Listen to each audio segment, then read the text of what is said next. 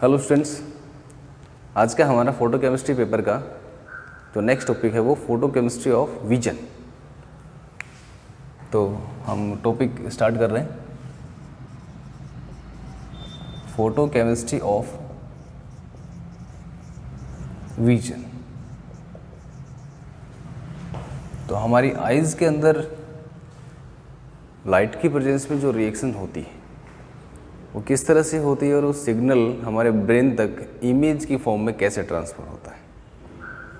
तो हमें सिर्फ ये देखना है कि जो विटामिन ए है वो किस तरह से रेटिनेल में चेंज होता है और वो रेटिनेल कैसे रोडोप्सिन पिगमेंट में कन्वर्ट होता है और फिर वो रोडोप्सिन पिगमेंट ही उस लाइट को या फोटोन को एब्जॉर्व करता है और उसकी ब्लीचिंग होती है या उसका कलर डिसअपीयर हो जाता है।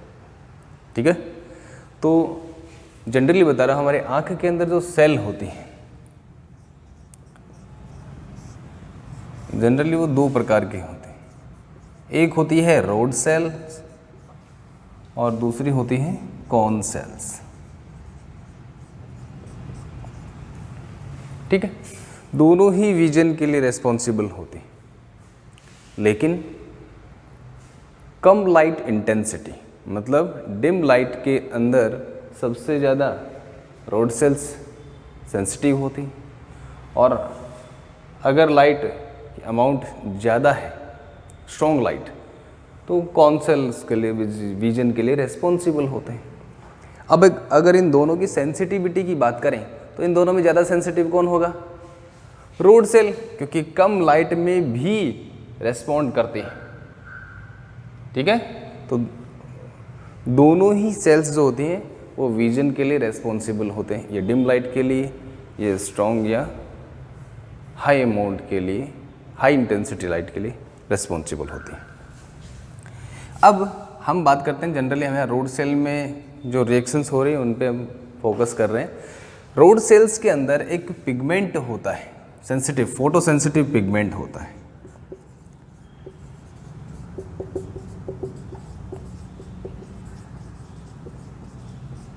पिगमेंट होता है और ये रोड सेल की अगर बात करें, ये रोड सेल रेटिना की परिधि पर होते हैं, पेरिफेरी ऑफ रेटिना, और कौन सेल जो होते हैं वो रेटिना के सेंटर में होती हैं।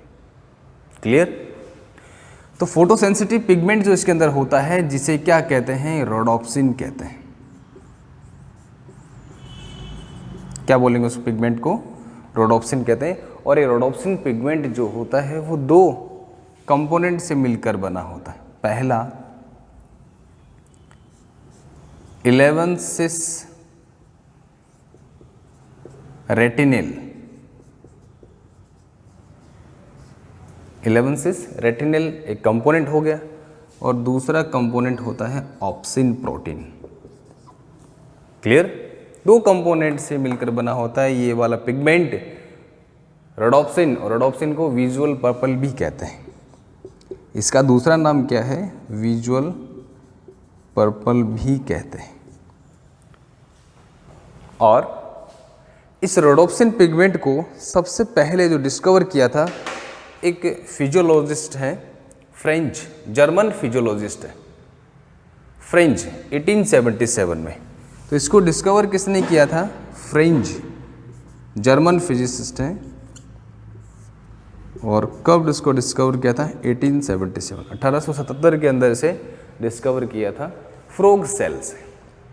इन्होंने फ्रॉग सेल के अंदर देखा कि जो उसकी आइज़ में जो पर्पल कलर का पिगमेंट है, लाइट डालने के बाद वो पिगमेंट गायब हो जाता है, ब्लीचिंग हो जाती है, उसकी डिसअपीयर हो जाता है। ऐसा क्यों हुआ? उन्होंने इसकी स्टडी की थी और रोडोप्सिन की डिस्कवरी उसी दौरान हुई थी। तो यहाँ हम इसकी केमिस्ट्री पे जा रहे हैं, फोटो केमिस्ट्री ऑफ विजन। तो दो कंपोनेंट से मिलकर बना होता है। यहाँ ध्यान देना, ऑप्शन एक प्रोटीन है और प्रोटीन किसके पॉलीमर होते हैं? एमिनो एसिड्स के।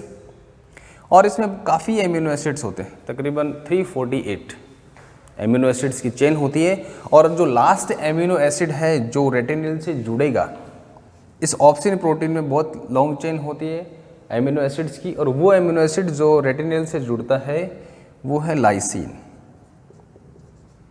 और इस लाइसिन का कौन सा पार्ट? फ्री NH2 ग्रुप ये NH2 ग्रुप इस रेटिनल के L लगा हुआ है एल्डिहाइड से रिएक्ट करता है और इमीन बना लेता है। तो इन दोनों के बीच में जो रिएक्शन होती है इमीन फॉर्मेशन होता है, वाटर मॉलिक्यूल बाहर निकलेगा और ये दोनों क्या बना लेंगे, रोडोप्सिन बना लेते हैं। क्लियर? तो ये तो हुआ रोडोप्सिन किससे मिलकर बना होता है। अब बात करते हैं इसमें विटामिन ए का क्या रोल है। विटामिन ए अपन पढ़ते नहीं, आंखों के लिए विटामिन ए जो है, विटामिन ए जरूरी होता है। क्यों होता है? देखो विटामिन ए जो है वो किस में कन्वर्ट होता है, पहले विटामिन ए कन्वर्ट होगा 11-cis रेटिनेल के अंदर। विटामिन ए का अपन नेम क्या पढ़ते हैं, रेटिनॉल। ध्यान देना, ओल आ रहा है, यहाँ एल आ रहा है, एल्कोहल फंक्शनल ग्रुप होगा, एल्डिहाइड फंक्शनल ग्रुप होगा। तो विटामिन ए जो है रेटिनॉल जिसे कहते हैं वो पहले किस में कन्वर्ट होगा, 11-cis रेटिनेल। 11-cis का मतलब क्या हुआ, इसमें जो नंबरिंग देंगे अपन कार्बन्स को, तो 11 नंबर का कार्बन, 11 और 12, इन दोनों कार्बन के बीच में जो डबल बॉन्ड होता है उस डबल बॉन्ड की स्टीरियोकेमिस्ट्री कैसी होती है, सिस। जबकि विटामिन ए के अंदर सभी बॉन्ड्स जो होते हैं डबल बॉन्ड वो सारे के सारे ट्रांस होते हैं। तो विटामिन ए का इसमें जब कन्वर्जन होता है तो उसमें दो चीज़ें होती हैं। पहला, एल्कोहल किस में चेंज होगा, एल्डिहाइड, मतलब ऑक्सीडेशन हुआ। दूसरा, ट्रांस बॉन्ड जो होगा वो किस में कन्वर्ट होगा, सिस में, मतलब स्टीरियो म्यूटेशन। पढ़ा था अपन ने, photo stereo mutation, geometrical isomerism की बात कर रहे हैं। क्लियर? तो पहले मैं आपको बता रहा हूँ विटामिन ए की स्ट्रक्चर क्या है, किस तरह से वो रेटिनेल में चेंज होता है, किस तरह से वो ऑप्सिन से जुड़ता है, और इन दोनों को जुड़कर क्या बनता है, रोडोप्सिन। और ये रोडोप्सिन लाइट एब्जॉर्ब करेगा, वापस से टूट जाता है, और ऑप्सिन पार्ट अलग और रेटिनल पार्ट अलग हो जाता है, जो वापस से सिस ट्रांस आइसोमेरिज्म के थ्रू उसी साइकिल में एंटर हो जाता है। क्लियर? तो अब हम जो केमिस्ट्री पर स्टार्ट करें वो किससे स्टार्ट करें, विटामिन ए से स्टार्ट कर रहे हैं। यहाँ तक क्लियर है? ये कितने तरह की सेल होगी, ये डिम लाइट के लिए में विजन के लिए रिस्पॉन्सिबल है, स्ट्रॉन्ग लाइट के अंदर विजन में रिस्पॉन्सिबल होता है। इसमें रोडोप्सिन होता है, इसमें आयोडोप्सिन नाम का पिगमेंट होता है। तो ये कॉम्प्लिकेटेड हो गया है। ये रोडोप्सिन की जो मैकेनिज्म है, केमिस्ट्री है, वो ईजी है। तो हम रोडोप्सिन वाले पिगमेंट का एग्जाम्पल लेके फोटो केमिस्ट्री ऑफ विजन पढ़ेंगे। तो हम कहाँ से स्टार्ट करेंगे, हम विटामिन ए से स्टार्ट करेंगे।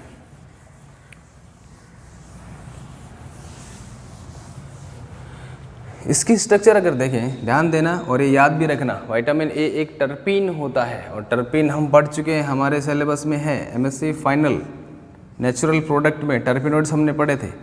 वहाँ मैंने आपको बताया भी था कि विटामिन ए एक टर्पीन होता है और विटामिन डी एक स्टेरॉइड होता है।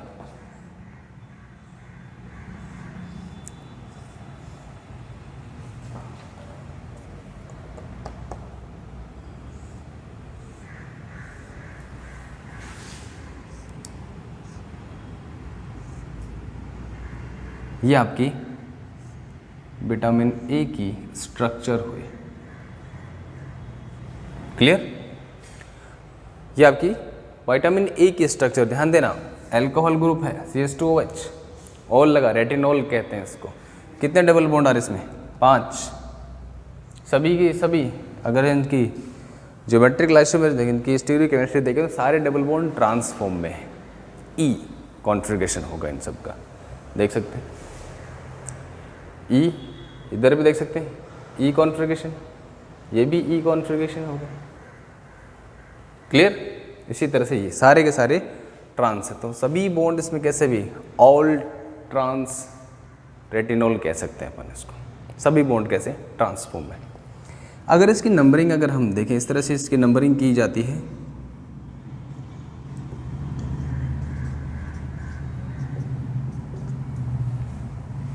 क्लियर?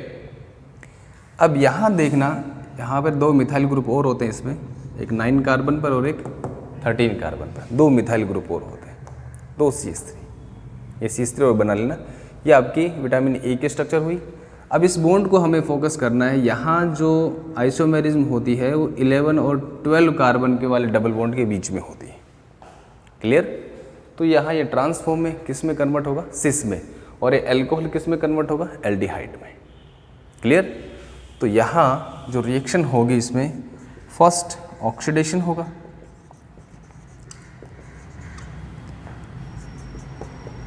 उसके बाद दूसरा कौन सा होगा? Cis trans isomerism.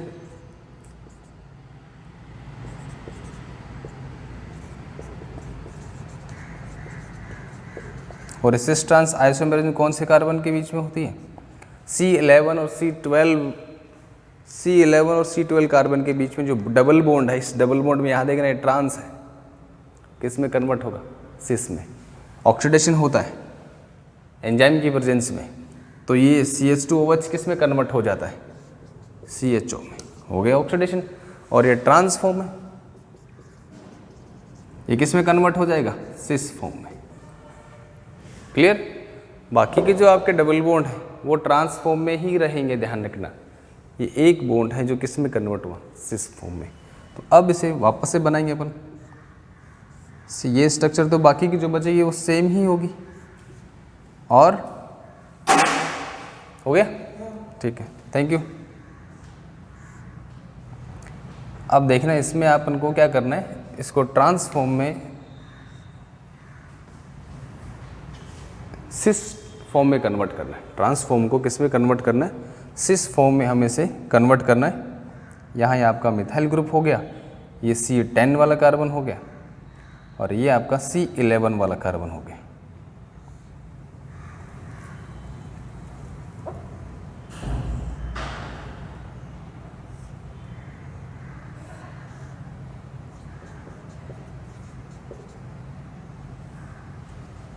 इसकी प्रैक्टिस करना आसान है, लेकिन यहाँ तक का जो पार्ट होगा वो तो सेम है, ये वाला।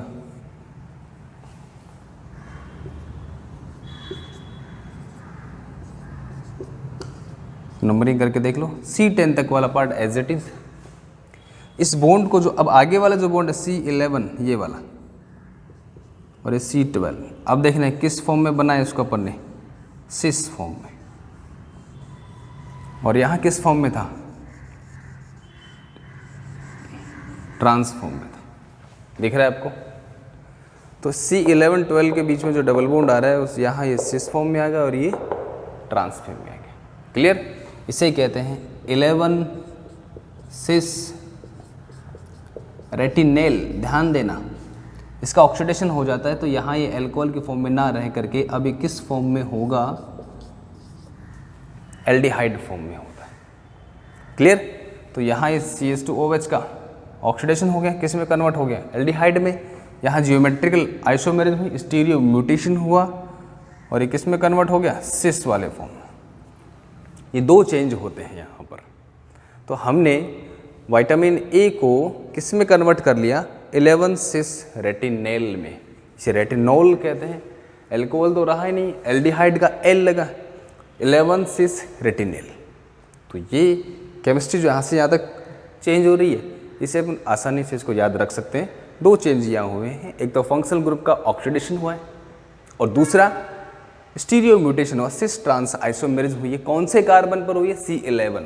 ध्यान देना, कंपटीशन एग्जाम में पूछ लिया जाए कि फोटोकेमिस्ट्री विजन के अंदर कौन से कार्बन पर या कौन से कार्बन या कौन से डबल बॉन्ड पर, तो C11 C12 डबल बॉन्ड लिख सकते हैं, या ओनली C11 वाले कार्बन पर इसमें सिस ट्रांस आइसोमेरिज्म होती है। ट्रांस किस में चेंज हो रहा है? सिस में। आगे सिस फॉर्म वापस से ट्रांस में चेंज होगी और ट्रांस वापस से सिस में ट्रांस कन्वर्ट होता रहता है। क्लियर यहाँ तक? तो हमने इस ट्रांस को किस में चेंज कर लिया? सिस रेटिनल फॉर्म में। अब इस 11 सिस रेटिनल से कौन रिएक्ट करेगा? ऑप्सिन प्रोटीन, अपन ने पढ़ा था। अब इसकी रिएक्शन किससे कराएंगे? ऑप्सिन प्रोटीन से, क्योंकि हमें क्या बनाना है? रोडोप्सिन, क्योंकि फोटोसेंसिटिव पिगमेंट वही होता है रोड सेल के अंदर। तो ये बन गया आपका। अब इसकी रिएक्शन किससे करवाएंगे? Obscene protein. मैंने कहा था ऑप्सिन प्रोटीन एमिनो एसिड्स होते हैं, उसमें लाइसिन एमिनो एसिड होगा ऑप्सिन प्रोटीन का, लाइसिन एमिनो एसिड का NH2 ग्रुप इस एल्डिहाइड से इमीन बनाता है। बाकी का अपन 348 एमिनो एसिड की चेन तो बना नहीं सकते, उसको बनाने का कोई मतलब नहीं है, तो ऑप्सिन लिख दिया। उस ऑप्सिन का लाइसिन एमिनो एसिड का NH2 ग्रुप इसके साथ में इमीन फॉर्मेशन शो करता है, वाटर मोलिक्यूल बाहर निकलेगा, क्या बनेगा? CH double bond nitrogen, imine बनता है। तो यहाँ नेक्स्ट मोलिक्यूल जो बनेगा, मैं इसे ऊपर बना रहा हूँ। अब क्या बना इसमें? सेम वही विटामिन की अपनी स्ट्रक्चर आ जाएगी जो 11 रेटिनल अपन ने इसको लिखा था।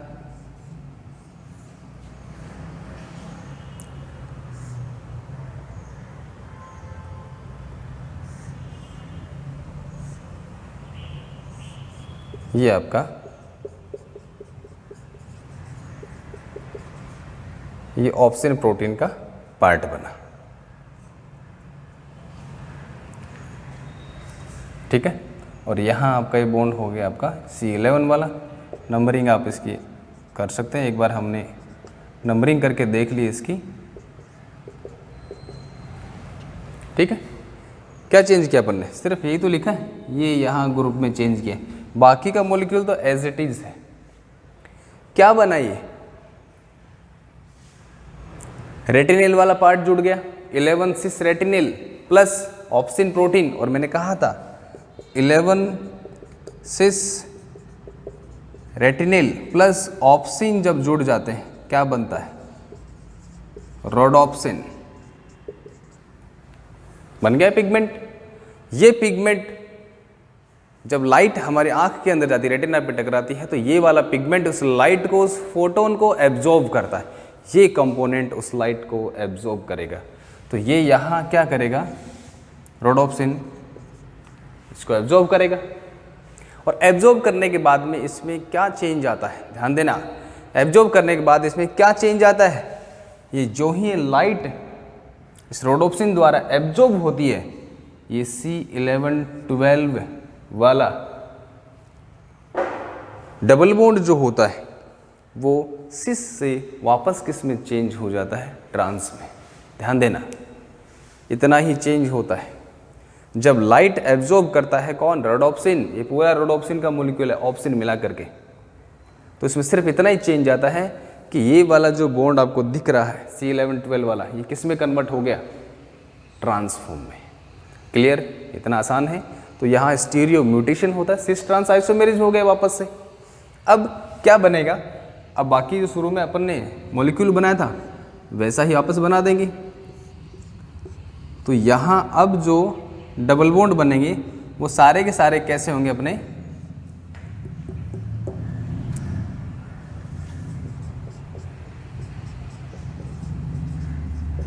ट्रांसफॉर्म में आ जाते हैं।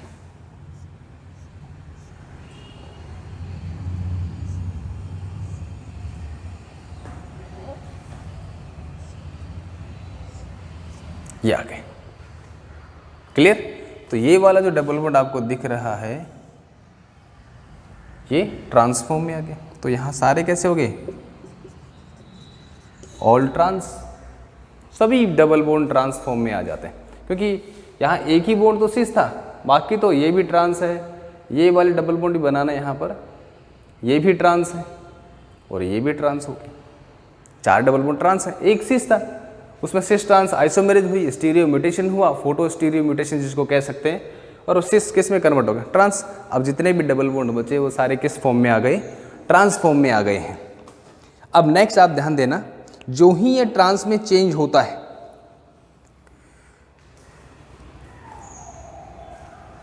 तो ऑप्सिन प्रोटीन जो है सिर्फ और सिर्फ सिस कंपोनेंट के साथ ही कंफर्ट रहती है। सिस कंपोनेंट जुड़ा हुआ है तो ऑप्सिन इसके साथ जुड़ी रहेगी। जो ही ये वाला डबल बॉन्ड ट्रांस में कन्वर्ट हुआ, ऑप्सिन के साथ ये कंफर्ट नहीं रह पाता, उसके साथ अटैच नहीं रह पाता, और तुरंत ही ये रोडोप्सिन जो मॉलिक्यूल होता है ट्रांस में कन्वर्ट होने के बाद में टूट जाता है। मतलब कह सकते हैं इसका तुरंत हाइड्रोलाइसिस हो जाता है। ऑप्सिन पार्ट अलग और रेटिनेल पार्ट अलग। ध्यान देना, यहाँ जो अब रेटिनेल बनेगा उसमें सारे बॉन्ड कैसे हैं? ट्रांस। और यहाँ देखना जनरली अगर देखें 11 सिस है, ये वाला कैसा था 11 सिस रेटिनेल, और ये आएगा ऑल ट्रांस रेटिनेल। क्या इन दोनों में फ़र्क है क्या? बिल्कुल है। इसमें 11 वाला कार्बन 11 12 वाला कैसा है सिस फॉर्म में है, और इसमें सारे डबल बॉन्ड कैसे ट्रांस फॉर्म में। ऑप्सिन प्रोटीन सिर्फ 11 सिस वाले के साथ ही रिएक्ट करके रोडोप्सिन बनाता है, लेकिन ऑल ट्रांस रेटिनेल ऑप्सिन के साथ रिएक्ट करेगा नहीं, क्योंकि रिएक्ट ऑप्सिन प्रोटीन किसके साथ कंफर्ट रहता है, स्ट्रक्चरली किसके साथ अटैच रहता है, सिस वाले फॉर्म के साथ में। तो यहाँ नेक्स्ट इसमें जो इसके दो पार्ट कर लेना, एक ऑप्सिन प्रोटीन अलग हो जाएगा और एक ये एल्डिहाइड में कन्वर्ट हो जाएगा। क्लियर? तो इसकी अलग से स्ट्रक्चर ना बना करके यहाँ जो रिएक्शन होगी ये बाकी का जो ग्रुप होगा एज इट इज होगा, ये बन जाएगा वो CHO और ये बन जाएगा आपका एमीन ग्रुप ऑप्सिन प्रोटीन। बाकी का जो एज इट इज आपका एक ग्रुप जुड़ा हुआ है वो यहाँ आपकी पूरी स्ट्रक्चर आ जाएगी, ये वाले स्ट्रक्चर। तो ये दो कंपोनेंट आपके बनते हैं। अब ये सारे बॉन्ड किस में, ट्रांस में।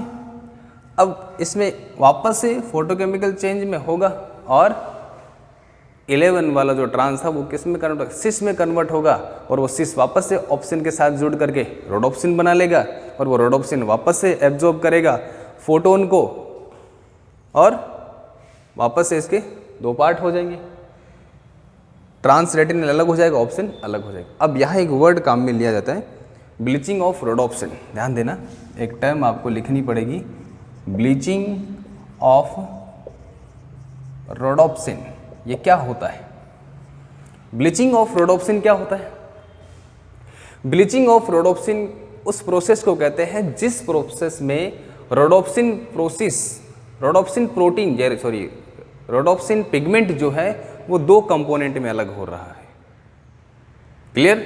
मतलब रोडोप्सिन पिगमेंट दो कंपोनेंट में अलग अलग होना, या दो कंपोनेंट का आपस में अलग अलग होना, this attachment of two component of rhodopsin is known as bleaching of rhodopsin. Clear? तो यहाँ जब रोडोप्सिन पिगमेंट था, इसके दो हिस्से हुए, एक आपका क्या बना, ऑल ट्रांस रेटिनेल, ये रहा ऑल ट्रांस रेटिनेल, और ऑप्सिन प्रोटीन अलग हो जाता है। इस प्रोसेस को, ये जो स्टेप यहाँ हो रहा है, इसे कहते हैं ब्लीचिंग ऑफ रोडोप्सिन। तो ये आपकी फोटोकेमिस्ट्री ऑफ विजन है। अब इसमें ब्रेन तक सिग्नल कैसे पहुंचेगा? ब्लीचिंग ऑफ रोडोप्सिन जब होता है तो एक इलेक्ट्रिक सिग्नल जनरेट होता है, वो इलेक्ट्रिक सिग्नल ब्रेन तक जाता है और उस सिग्नल को किस में कन्वर्ट करता है, विजुअल इमेज में कन्वर्ट कर देता है, और वो इमेज हमें दिखाई पड़ती है। क्लियर? आसान है। बस आपको क्या करना क्या है इसमें कि रोड सेल्स में रोडोप्सिन पिगमेंट होता है, रोडोप्सिन दो कंपोनेंट से मिलकर बना होता है, 11 सिस रेटिनेल और ऑप्सिन से। क्लियर? 11 सिस रेटिनेल किससे बनता है, विटामिन ए से। विटामिन ए के मॉलिक्यूल के अंदर ऑक्सीडेशन हुआ, अल्कोहल एल्डिहाइड में कन्वर्ट हुआ। दूसरा सिस ट्रांस आइसोमेरेज हुई, C11 वाला जो ट्रांस था पहले वो किस में हो गया, सिस, वो ऑप्सिन से जुड़ता है, रोडोप्सिन बनाता है। रोडोप्सिन फोटोन एब्जॉर्ब करता है, और सिस किस में कन्वर्ट हुआ, ट्रांस में। कौन से कार्बन वाला, 11 वाला, ये ट्रांस में कन्वर्ट हो गया। और जो ही ट्रांस में कन्वर्ट होता है इसका हाइड्रोलाइसिस हो जाता है, टूट जाता है, और इस प्रोसेस को क्या कहते हैं, ब्लीचिंग ऑफ रोडोप्सिन कहते हैं। क्लियर? अब रोडोप्सिन आपका एक तरह से देखें तो रोडोप्सिन डिकम्पोज हो गया, रोडोप्सिन की वजह से तो पर्पल कलर आता है, इसलिए से विजुअल पर्पल भी कहते हैं रोडोप्सिन को।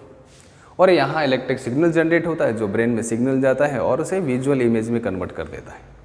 ये था आपका फोटोकेमिस्ट्री ऑफ विजन। तो आज के लिए इतना ही, और आप पढ़ते रहना। MSc फाइनल वालों को ज़्यादा मेहनत करने की ज़रूरत है, लास्ट सेमेस्टर है, कोई भी पेपर आपका ड्यू नहीं रहना चाहिए। पुराना पेपर अगर ड्यू है उसको क्लियर कर लेना जब भी एग्ज़ाम लगे, और इस बार कोई भी पेपर आपका बाकी नहीं रहना चाहिए, अच्छे से मेहनत करना है। किसी भी तरह के नोट्स जो मेरे पास होंगे वो नोट्स मैं आपको अवेलेबल खुद ही करा दूंगा, और कुछ बुक्स वगैरह चाहिए तो आप कॉलेज से कोई भी एक जना ग्रुप में है, ग्रुप में मत आना, कॉलेज में तो बुक चाहिए तो बुक मैं अवेलेबल करा सकता हूँ। तो आज के लिए इतना ही। Thank you.